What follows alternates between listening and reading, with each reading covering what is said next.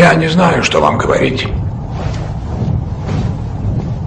Через 3 минуты самая жестокая схватка за всю нашу профессиональную жизнь. Сегодня решится все.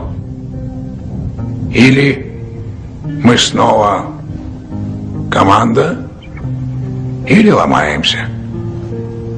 Отдаем момент за моментом, и тогда конец. Мы в аду.